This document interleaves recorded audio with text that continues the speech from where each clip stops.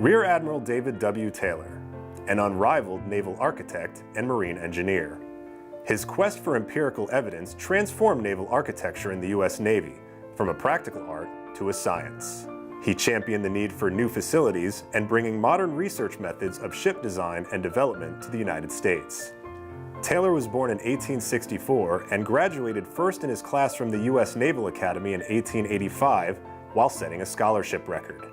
In 1888, Taylor graduated from the Royal Naval College in Greenwich and again set a record for highest honors. At the time, Sir William Freund's law of comparison was the theoretical underpinning for model testing. These studies were the basis for Taylor's first book, Resistance of Ships and Screw Propulsion, which established Taylor as the leading American advocate for model testing. Upon his return, Taylor brought to the attention of naval authorities that U.S. naval designers lacked experimental facilities, notably a basin for experimentation with small models. His persistence led to the establishment of the first experimental model basin at the Washington Navy Yard. Detail, design, and construction of the basin were placed under his supervision, and the basin was ready for operation by 1899. Taylor began extensive and systematic series of experiments and investigations on resistance to propulsion of ship and the action of propellers. His findings were scientifically analyzed and published in various papers, which led to Taylor's second book, Speed and Power of Ships, published in 1910. By this time, Europe's leading shipbuilders and naval architects were coming to Taylor for technical advice, fully establishing America's leadership in naval architecture.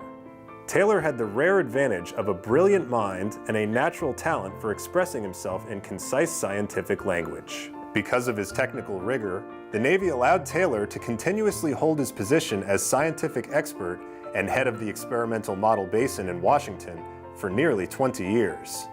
His work at the basin extended outside of the field of resistance and propulsion and came to comprise several other engineering problems. In 1923, Admiral Taylor retired at his own request after more than 41 years of service. Beyond his crucial role in the development of the U.S. Navy, Taylor's research was also an important chapter in American history. In the 80 years between the end of the Civil War and the end of World War II, the United States rose to world leadership in science and technology.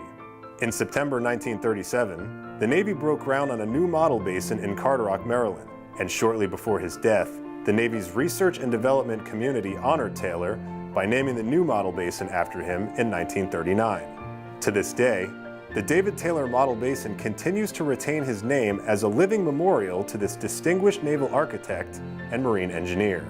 For more than a century, the men and women of Naval Surface Warfare Center Carderock Division have continued Taylor's legacy of technical excellence. Today, Carderock Division scientists, engineers, and support personnel work in more than 40 disciplines, ranging from fundamental science to applied and in-service engineering, and the division has earned a distinguished reputation as the birthplace of superior naval technology.